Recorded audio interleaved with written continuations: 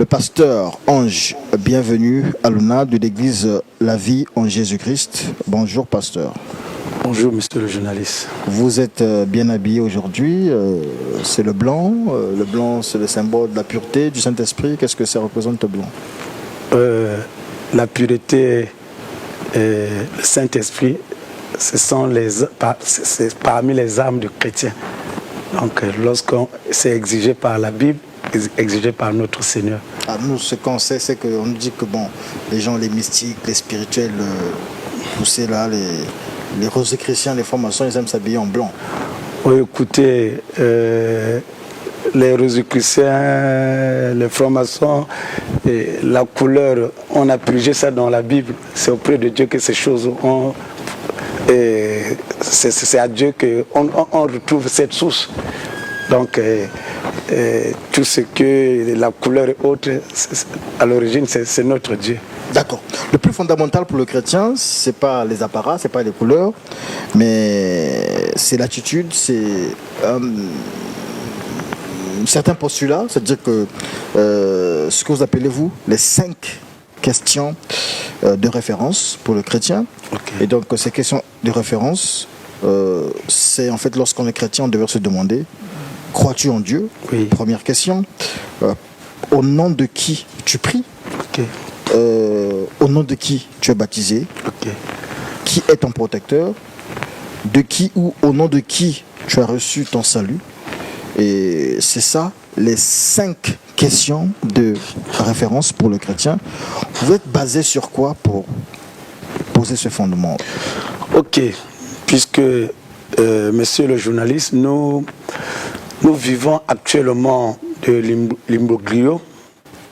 Le monde est dans la confusion. On ne sait pas qui est chrétien, on ne sait pas qui ne l'est pas. Et beaucoup de gens portent la veste du chrétien, beaucoup de gens opèrent sous le nom de chrétien. Il y a même les féticheurs qui se sont infiltrés au niveau de l'église. Il y a même les occultistes qui se sont infiltrés au niveau de l'église. Ils sont devenus des pasteurs, ils sont devenus des serviteurs. Ils opèrent sous le nom de Christ.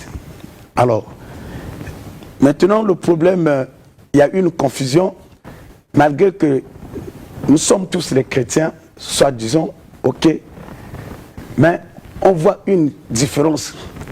Par exemple, on se dit qu'on croit en Dieu, mais qu'est-ce que Dieu a dit à propos de Christ?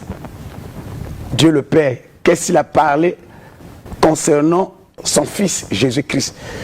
Lorsque nous allons dans Philippiens 2, le 8e verset jusqu'au 10e verset, la Bible dit, à cause de son humilité, parce que Jésus-Christ a été humilié, et à cause de cette humiliation, et à cause de son obéissance, jusqu'à aller jusqu'à la mort, se faire crucifier sur la croix.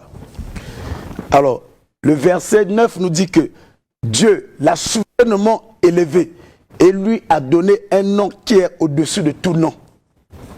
Donc, quand on parle d'un nom qui est au-dessus de tout nom, donc le nom de Jésus est au-dessus de Nzobi, le nom de Jésus est au-dessus de Nkwembale, le nom de Jésus est au-dessus de la Rose-Croix, le nom de Jésus est au-dessus de la franc-maçonnerie, le nom de Jésus est au-dessus, même lorsqu'on parle des États-Unis, une superbe puissance.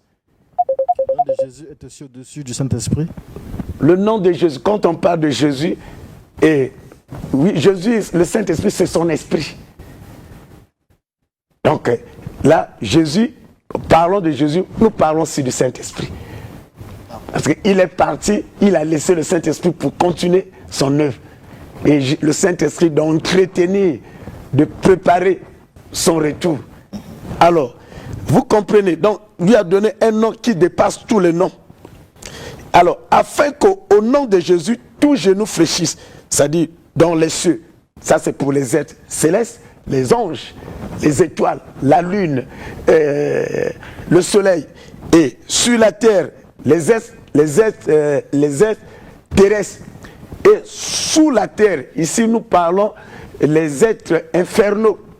Donc, tout genou fléchit devant le nom de Jésus. Maintenant, tout genou peut aussi fléchir devant le nom de Jéhovah. C'est la même personne. Monsieur Diaz, la Bible est claire qu'un seul nom a été élevé. C'est le nom de Jésus-Christ Nazareth. Donc, c'est le nom. On ne parle pas, on ne doit pas tâtonner. La Bible, c'est écrit en noir et blanc. Donc, c'est le nom de Jésus, pas un autre nom. Alors, écoutez ce que nous dit la Bible dans Galates 1:8. Et Paul dit, même comme même nous, ça dit lui Paul, même un ange qui vient du ciel, qui annoncera un autre évangile que celui annoncé par eux, par lui.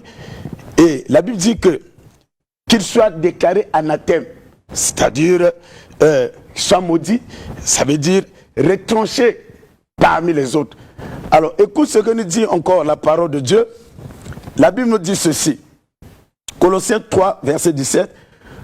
Quoi que vous fassiez, en parole, en œuvre, faites le tout au nom de Jésus. D'où cette question. Donc, si quelqu'un dit il croit en Dieu, donc, il doit prier au nom de Jésus-Christ. Quelqu'un qui dit qu'il croit en Dieu, il doit recevoir le baptême au nom de Jésus-Christ. Pas en dehors un autre nom. Pas au nom de Ange Aduna, parce que le nom de Jésus est au-dessus d'Aduna. Jésus, c'est le Fils. C'est le Père qu'il est. Oui, il est le Fils. Il est le Fils. Oui, le Père ici. ici. Vous m'avez dit qu'il est le Saint-Esprit. Justement. Mais donc, on peut aussi, si on nous baptise au nom du Père, du Fils et du Saint-Esprit, ça marche quand même? Écoute, avant que Jésus ne soit là, quand il opérait, il a baptisé au nom de Dieu.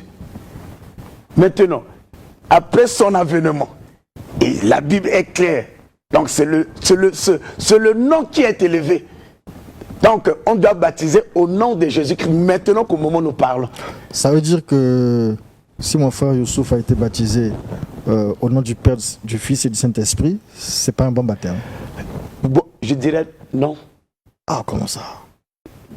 Pourquoi? Mais il est au nom du Père, c'est Dieu. Au nom du Fils, c'est Jésus. Au nom du Saint-Esprit, c'est toujours Jésus. Vous m'avez dit ça ici tout à l'heure. Mais justement, écoutez, les raisonnements par récurrence, dans la Bible, ça n'existe pas. X entraîne Y, maintenant Y doit entraîner Z. Lorsqu'on dit que pour aller,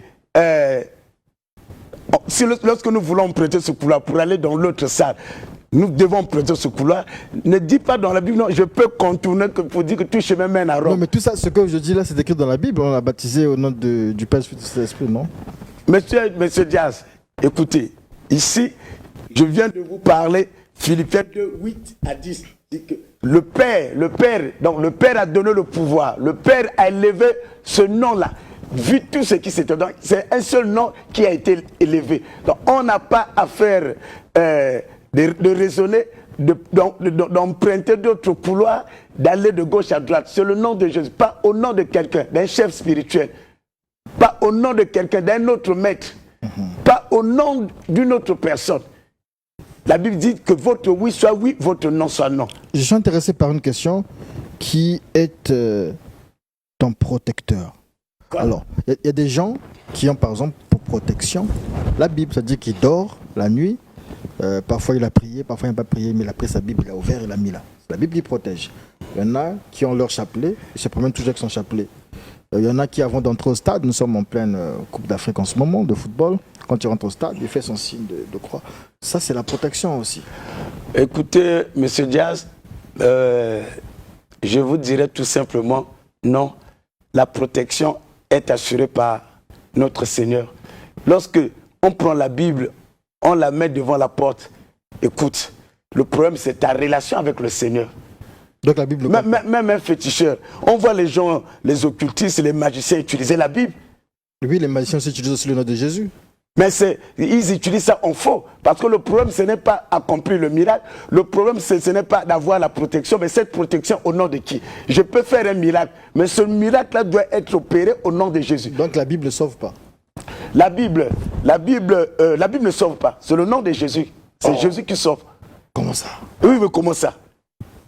La Bible, dans la Bible, nous avons la parole du Seigneur. C'est la parole de Dieu, non? C'est la parole de Dieu. Mais la parole de Dieu nous sauve. Nous sommes sauvés par le nom de Jésus-Christ Nazareth. Nous ne sommes pas... Vous savez que dans cette confusion, aujourd'hui, il y a une grande confusion. Monsieur Jazz, Monsieur Y, et on va visiter les orphelinats et on fait le cadeau, on fait les dons. Mais on pense que ces choses-là sauvent. Ça n'a rien, ça n'emmène nulle part. Tant que tu n'as pas Christ, tant que tu n'as pas reçu le nom de Christ et tu n'as pas reçu comme Seigneur et Sauveur, écoute, le salut est dans le nom de Jésus-Christ, pas les œuvres. Il y a aussi, non, les œuvres aussi, ça peut compter, parce qu'il y a l'eau par exemple, tu bénis le nom de Jésus, tu jettes tu renverses dans la maison, tu prends le sel, tu jettes sur la toiture, ça sauve aussi. Moi, quand je compte, à moins que je ne vous comprends pas, parce que quand je parle de sauver, c'est une âme qui ne va pas à la perdition. Quand je parle de sauver dans ce sens. Maintenant qu'on parle de la protection. On parle du chrétien là. Hein? Il peut utiliser son sel, il jette là, sur la toiture pour la protection. Bon, moi dans la Bible, je reconnais, je crois aux actes prophétiques. Un acte prophétique, c'est quelque chose qui est spirituel que nous voulons matérialiser. Jésus a dit que je suis de l'eau de vie. Quiconque boira de moi n'aura plus soif. Et je peux prier à travers, si l'Esprit de Dieu me conduit ainsi. Je mets de l'eau, je prie, je donne à quelqu'un, bois cette eau. Et je déclare cette eau, je la déclare comme la parole du Seigneur qui a dit que je suis de l'eau de vie. Ça, c'est de l'eau de vie que tu bois. C'est la partie là que je ne comprends pas moi en fait. Oui, il faut m'expliquer parce que c'est directement le nom de Jésus qui doit sauver ou on doit passer par l'eau. Bon, et revenons un peu à l'ordre. Parce qu'il ne faut pas que vous m'emmenez sur un terrain où... Non, tout ça c'est pour qu'on comprenne. Justement, je comprends. Parce que quand je parle, quand là vous m'abordez une question concernant la guérison. C'est le nom, on doit être guéri par le nom de Jésus, par exemple. Ok. On accomplit le miracle au nom de Jésus. Maintenant, en accomplissant le miracle, alors, on peut utiliser de l'eau poussée par le Saint-Esprit. Ok, ce n'est pas un péché. On peut utiliser le sel. Le sel, oui. Le sel symbolise l'alliance. La bougie. La bougie, si l'Esprit de Dieu vous conduit, la bougie, mais il ne faut pas que ça soit comme une...